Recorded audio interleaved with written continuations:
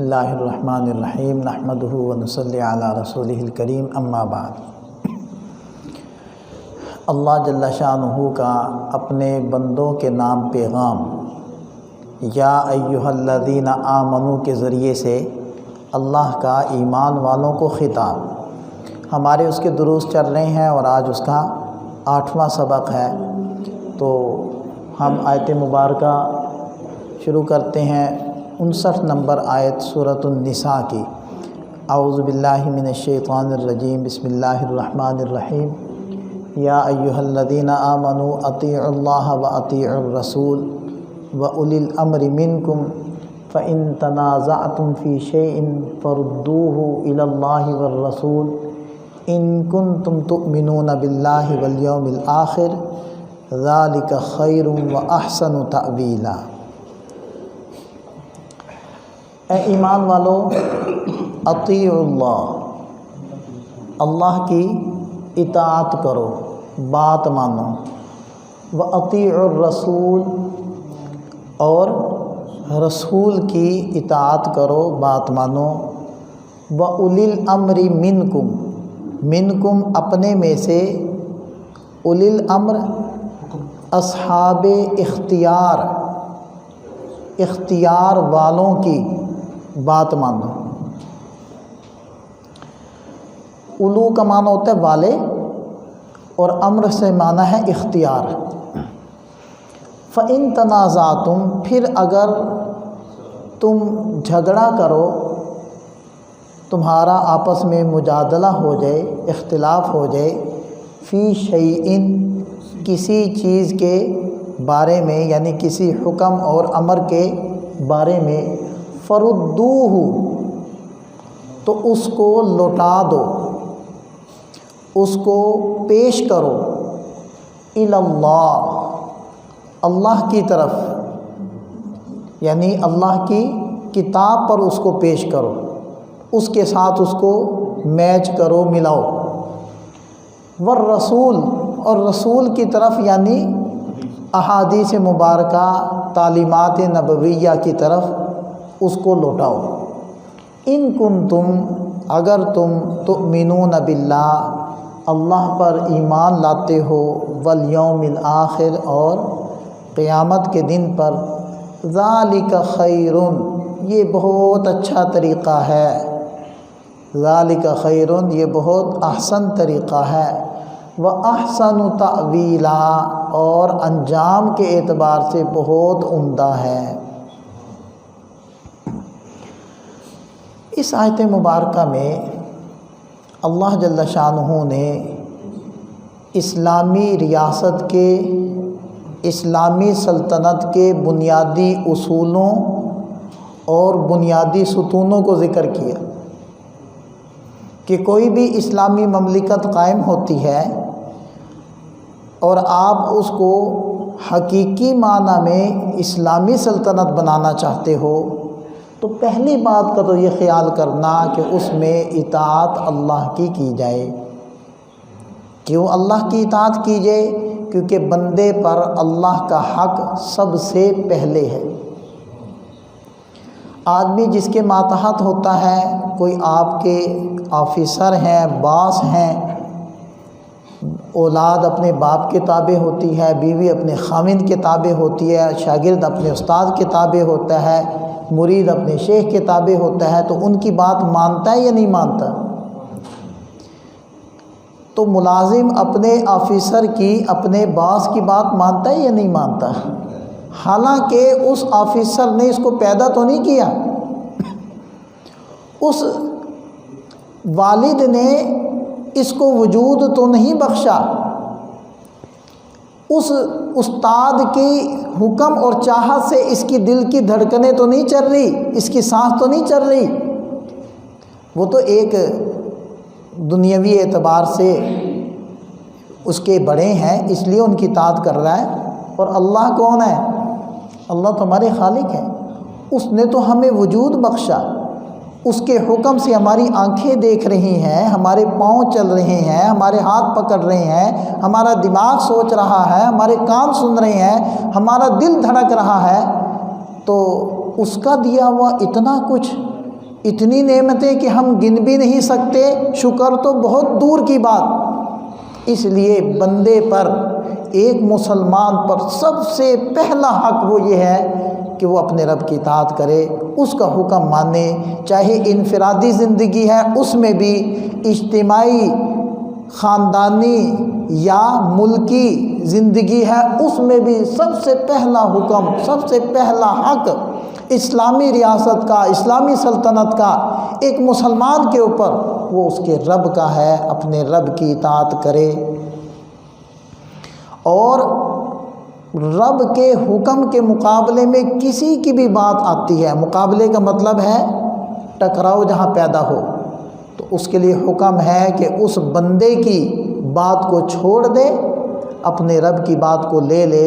لا طاعت لمخلوق فی معصیت الخالق، جہاں خالق کی نافرمانی آئے کسی مخلوق کی کوئی اطاعت نہیں، چاہے وہ باپ ہے، چاہے وہ استاد ہے، چاہے وہ شیخ ہے، چاہے وہ ماں ہے، کوئی بھی اس کا مرتبہ اور درجہ اور حیثیت ہے، اگر رب کے حکم کے مقابلے میں اس کی بات آ گئی ہے تو ہم اس کو چھوڑ دیں گے، رب کی بات کو لے لیں گے۔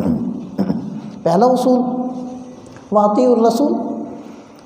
دوسرا اصول کیا ہے کہ تم نے رسول صلی اللہ علیہ وسلم کی اطاعت کرنی ہے، ان کی تابعداری کرنی ہے، ان کی بات کو فالو کرنا ہے، ان کے مقابلے میں اگر کسی کی بات آتی ہے تو اس کو چھوڑ دینا ہے۔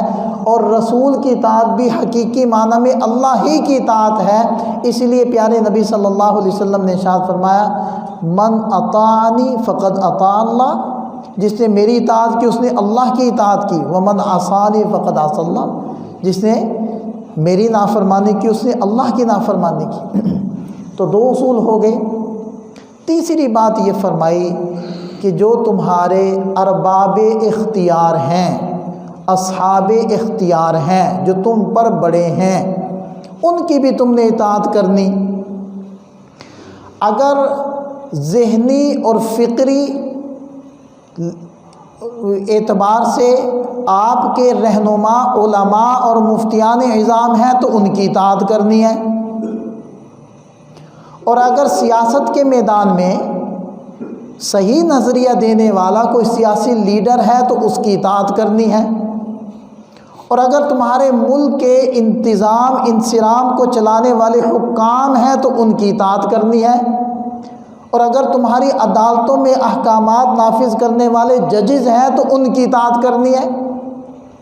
اور معاشرتی اور تمدنی اعتبار سے اگر تمہارے علاقائی سردار اور لیڈر ہیں، پنچایت کے بڑے ہیں، جو تمہارے معاملات میں فیصلے کرتے ہیں تو تم نے ان کی اطاعت کرنی ہے۔ لیکن اصول پیچھے ذکر کر دیا کہ سب کی اطاعت کرو اپنے بڑوں کی، لیکن ان دو اطاعتوں سے نیچے ان کے تابع بنا کر، اگر ان میں سے کسی کی اطاعت ان پہلی دو اطاعتوں سے ٹکراتی ہے تو پھر اس کو چھوڑ دینا ہے، ان کو لے لینا ہے۔ ٹھیک ہے جی، یہ ہے اسلامی ریاست کے، سلطنت کے اصول، اور یہ ہے ہماری انفرادی زندگی کے بھی اصول۔ لہٰذا یہاں سے ایک بات بالکل واضح سمجھ میں آ گئی، اگر ولاۃ امر یعنی ہمارے حکام کا کوئی بھی آرڈر اور حکم وہ اللہ سے اور اس کی اطاعت سے اور اس کے رسول صلی اللہ علیہ وسلم کی اطاعت سے ٹکراتا نہیں ہے تو پھر اس کو ماننا قرآن کا حکم ہے۔ ٹھیک ہے جی، کسی بھی معاملے میں ہو، وہ کہتے ہیں کہ جی آپ نے گاڑی اور موٹر سائیکل تب چلانا ہے جب آپ کے پاس لائسنس ہو، آپ کے ذمہ فرض ہے لائسنس بنوانا، قرآن کہہ رہا ہے فرض ہے، اطاعت کرو۔ اور اس نوعیت کی جو بھی جزیات ہیں، جتنی بھی احکامات ہیں، جتنے بھی آرڈر ہیں، سب کے اندر یہی حکم آ جائے گا، اگر بشرطے کہ اللہ اس کے رسول کی اطاعت کے ساتھ ٹکراتے نہ ہوں، تو پھر ان کی بات کو ماننا آپ کے ذمے فرض ہو جائے گا۔ ٹھیک ہے جی، لہذا اگر انہوں نے ٹریفک اشارے لگائے ہیں، سگنل لگائے ہیں، اور جب لال رنگ کی لائٹ جلتی ہے تو اس کا کیا مطلب ہے کہ آپ نے رکنا ہے، اور جب سبز چلتی ہے تو اس کا کیا مطلب ہے آپ نے چلنا ہے، تو پھر آپ کا لال پر رکنا قرآن کے اعتبار سے فرض ہے، اور سبز پر چلنا اور لال پر نہ چلنا یہ قرآن کا حکم ہے۔ لہذا غلط جگہ سے ٹرن لینا، یہ آپ جہاں اصول کی، جہاں آپ ایک نظام کی مخالفت کر رہے ہیں، وہاں قرآن کی بھی مخالفت کر رہے ہیں۔ ٹھیک ہو گیا جی، آگے چلیں۔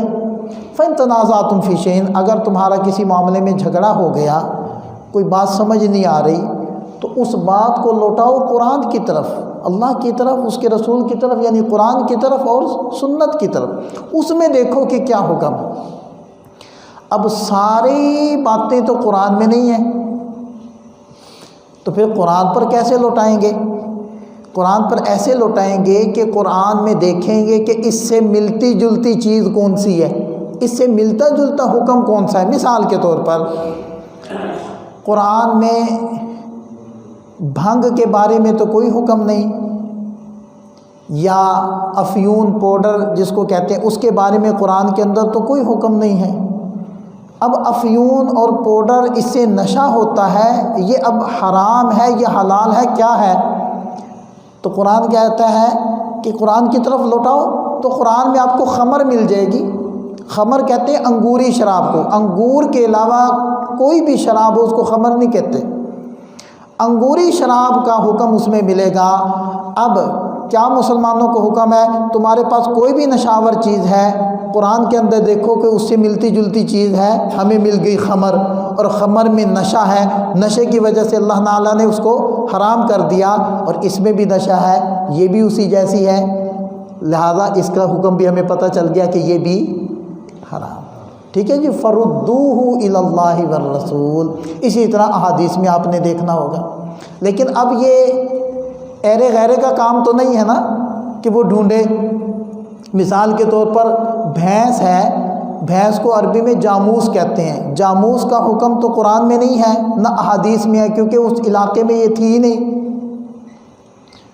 تو اب بھینس حلال ہے یا حرام ہے، اس کا دودھ پئیں یا نہ پئیں، اس پر کی قربانی کریں نہ کریں، ایک تنازعتم فی شیء ہو گیا نا۔ تو قرآن کہتا ہے کہ اس کو قرآن کی طرف لوٹاؤ، تو قرآن میں جب ڈھونڈا تو ہمیں گائے کا تذکرہ مل گیا، اور اس کے نام کی پوری ایک صورت مل گئی۔ گائے حلال ہے، اس کا دودھ بھی حلال ہے، اس کی قربانی بھی حلال ہے۔ تو بھینس کو دیکھا کہ یہ بھی اسی جیسی ہے، یہ بھی چارہ کھاتی ہے اور جگالی کرتی ہے، اس کے بھی کھر ہیں، اس سے ملتی جلتی ہے۔ تو جب اس سے ملتی جلتی ہے تو جو سب چیزیں اس کے لیے جائز ہیں، یعنی دودھ پینا، گوشت کھانا، قربانی کرنا، تو اس کے لیے بھی جائز ہو جائے گا۔ یہ ہے فردوہ الی اللہ والرسول۔ لیکن وہی بات کہ یہ ایرے غیرے کا کام نہیں ہے، یہ اسی لائن کے ماہرین کا کام ہے۔ ہر بندہ کرے گا تو ظاہری بات ہے گڑبڑیں کرے گا، غلطیاں کرے گا، تو ماہرین کا کام ہے۔ جیسے ہر فن کے ماہرین ہوتے ہیں، لکل فن رجال، جس کا کام اس کو ساجے۔ اب میں چھینی ہتھوڑی لے کر یا کرنڈی لے کر میں دیوار بنانے لگ جاؤں تو مجھ سے کہاں سیدھی بنے گی؟ جس نے زندگی میں کبھی 2 اینٹیں نہیں لگائی وہ کیسے دیوار سیدھی بنائے؟ جس کا کام بس اس کو کہو وہ کرے۔ تو اسی طرح اس کے ماہرین یہ کریں گے کہ وہ لوٹائیں گے قرآن کی طرف اور احادیث کی طرف، اور وہاں سے اس کا حکم نکال لیں گے۔ فرمایا ایسا ہی کرو اگر تم واقعتاً اللہ پر اور قیامت کے دن پر ایمان لاتے ہو۔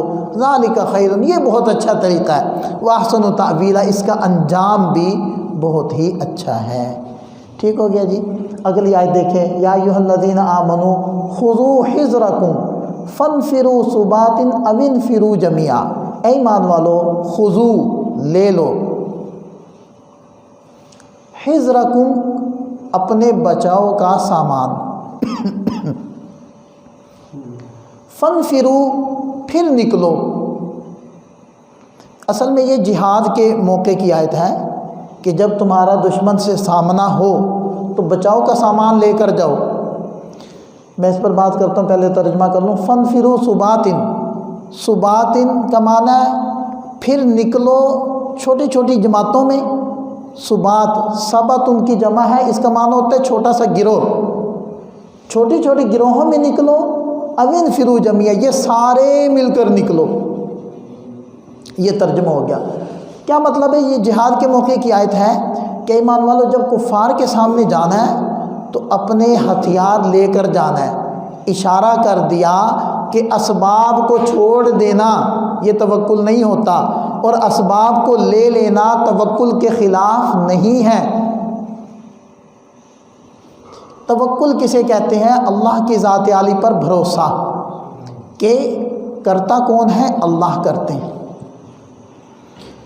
لیکن میں یہ اسباب اختیار کر رہا ہوں اس لیے کہ اس کا حکم ہے، میں اس کے حکم کو پورا کرنے کے لیے اسباب اختیار کر رہا ہوں۔ اسباب کے ساتھ بھی کرے گا وہی جن نے اسباب کو پیدا کیا، ٹھیک ہے جی۔ اسی وجہ سے علماء فرماتے ہیں کہ اسباب کو چھوڑ دینا جہالت ہے، اور اسباب پر کلی اعتماد کر لینا کفر ہے۔ اسباب کو اسباب سمجھ کر اختیار کرنا اور نگاہ اللہ کے اوپر رکھنا یہ توکل ہے۔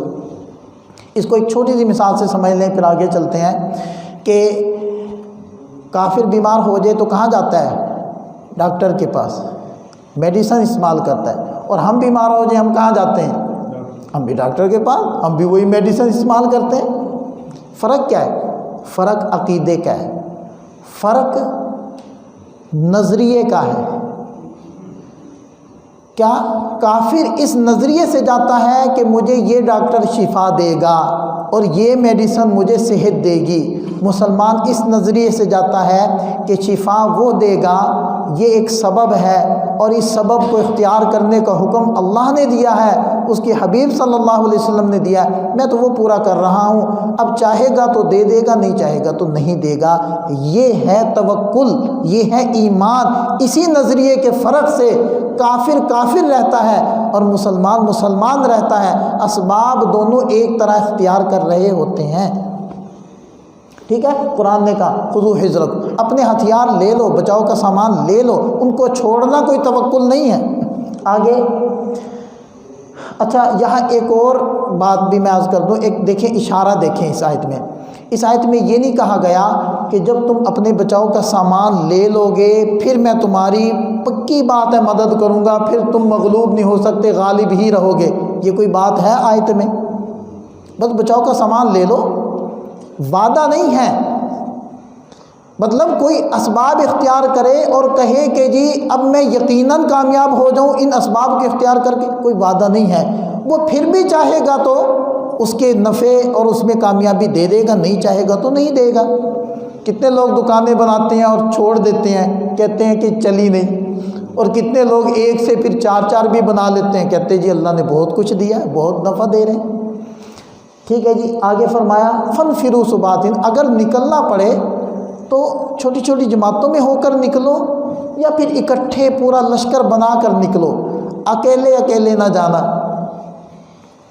اسی وجہ سے پیارے نبی صلی اللہ علیہ وسلم نے ارشاد فرمایا کہ جب تم سفر میں جاؤ تو اکیلے نہ جاؤ، اس لیے کہ جو اکیلا جائے گا وہ ایک شیطان، اور جو دو جائیں گے وہ دو شیطان، جو تین جائیں گے وہ جماعت، اور جماعت پر اللہ کی مدد کا ہاتھ۔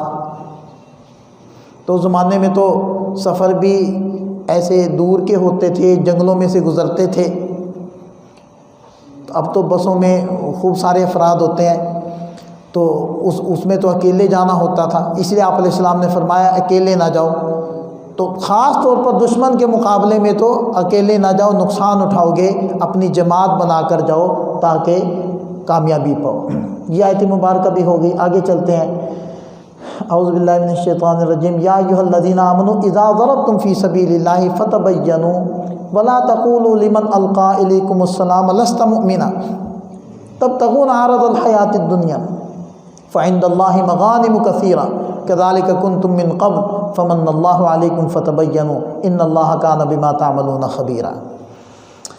اے ایمان والو، اذا ضربتم فی سبیل اللہ، جب تم اللہ کے راستے میں جاؤ، ضربتم تم جاؤ، فی سبیل اللہ اللہ کے راستے میں، تو کچھ کرنے سے پہلے فتبینوا خوب تحقیق کر لینا، تفتیش کر لینا، ولا تقولوا اور مت کہو، لمن اس شخص کو، القا جس نے پیش کیا، الیکم تمہارے سامنے، السلام سلام کو، جس نے تمہارے سامنے سلام پیش کیا اس کو مت کہو لست مؤمنا، تو مومن نہیں ہے۔ تبتغون عرض الحیات الدنیا، کیا تم چاہتے ہو، تبتغون میں نے چاہتے ہو، عرض الحیات الدنیا، دنیا کی زندگی کا تھوڑا سا سامان، عرض میں نے سامان، فعند اللہ، تو اللہ کے پاس مغانم کثیرہ، بہت سارے مال و اسباب کے ڈھیر ہیں۔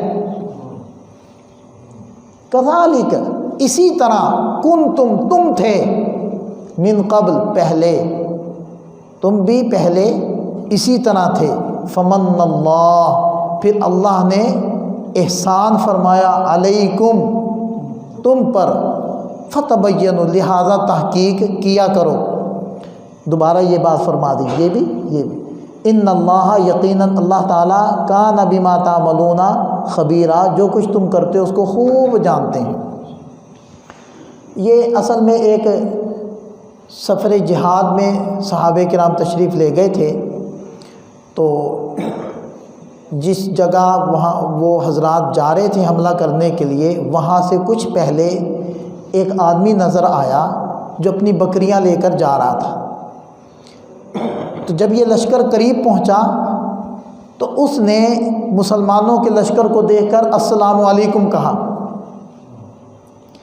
حالانکہ اس علاقے میں یہ حضرات کفار سے لڑنے جا رہے ہیں، کفار تھے تو لڑنے جا رہے ہیں۔ اس نے آگے سے سلام کیا تو انہوں نے کہا لگتا ہے کہ اس نے اپنی بکریاں بچانے کے لیے ہمیں سلام کیا ہے، ورنہ آپ علیہ السلام ہمیں یہاں کیوں بھیجتے لڑنے کے لیے اگر یہاں مسلمان ہوتے۔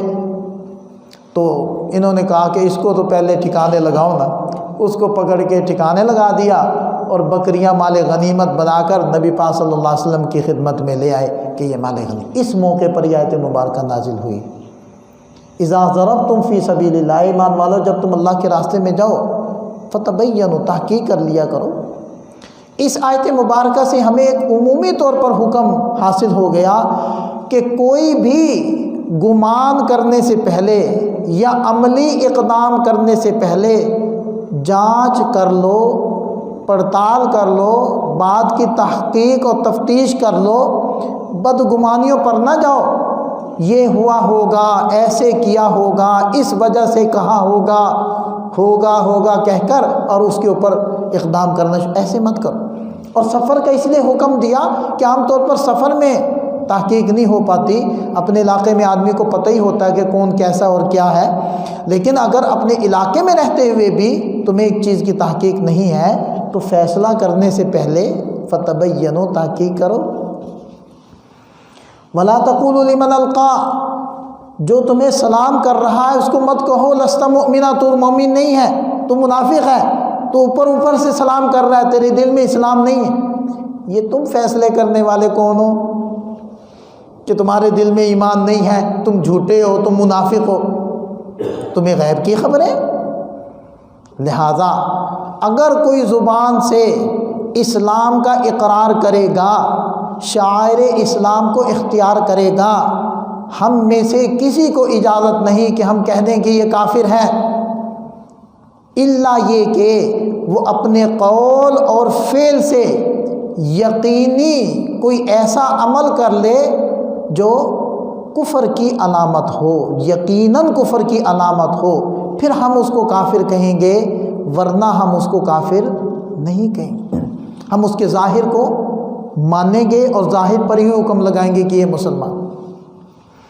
ہاں جب وہ دعوے کر رہا ہے لیکن اس سے کوئی ایسی حرکت ہو رہی ہے کہ جو اسلام کے بالکل خلاف، دعویٰ کرتا ہے میں مسلمان ہوں، کلمہ بھی پڑھتا ہے، لیکن بت کو سجدہ کر رہا ہے، قبر کو سجدہ کر رہا ہے، یا اللہ کے غیر میں سے کسی بھی چیز کو مؤثر حقیقی سمجھ رہا ہے کہ یہ مجھے نفع دے گی، یا اللہ کے علاوہ کسی سے حاجتیں مانگ رہا ہے اور اسی کو ان حاجتوں کا مالک سمجھ رہا ہے۔ اب دیکھیں مسیلمہ کذاب تھا، وہ نماز بھی پڑھتا تھا اور باقاعدہ اذان دلواتا تھا، اور اپنی اذان میں اشہد ان لا الہ الا اللہ بھی کہلواتا تھا، اشہد ان محمد رسول اللہ بھی کہلاتا تھا، لیکن اس کے ساتھ یہ بھی کہلواتا تھا کہ میں بھی نبی ہوں۔ مسیلمہ کذاب جنگ یمامہ میں جس کے خلاف حضرات صحابہ کرام نے جنگ کی، اس کو قتل کیا اور اس کے رفقا اور اس کی جماعت کو قتل کیا۔ وجہ کیا تھی؟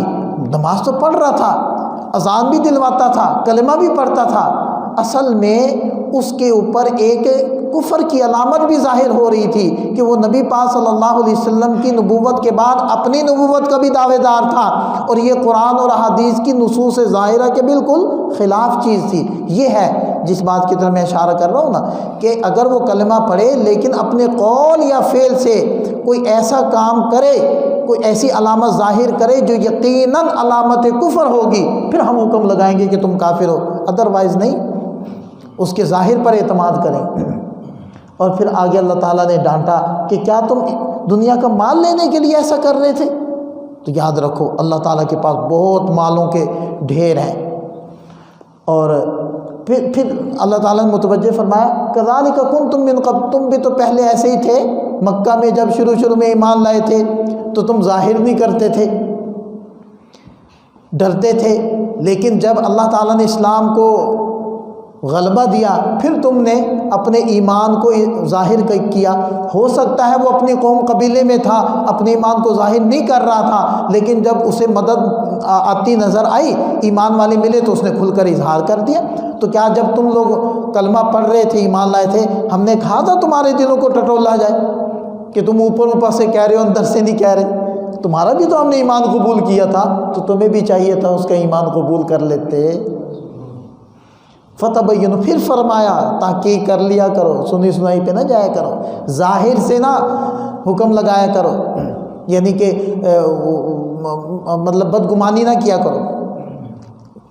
فتبینوا، خوب اچھی طرح تحقیق کر لیا کرو، یقیناً اللہ تعالیٰ جو کچھ تم کرتے ہو اس کو خوب جانتا ہے۔ تو کتنے خوبصورت انداز سے اللہ تعالیٰ نے ان میں تعلیمات دی ہیں، اور یا ایھا الذین آمنوا کر کے اللہ تعالیٰ خطاب، اے ایمان والو۔ پہلی آیت میں کیا فرمایا؟ اللہ اس کے رسول کی اطاعت کرو اور اصحاب اختیار کی اطاعت کرو۔ ہاں جہاں مسئلہ گڑبڑ ہو جائے وہاں قرآن کی طرف، احادیث کی طرف اپنے مسئلے کو لے جاؤ، اگر وہاں سے موافقت ملے کر لو۔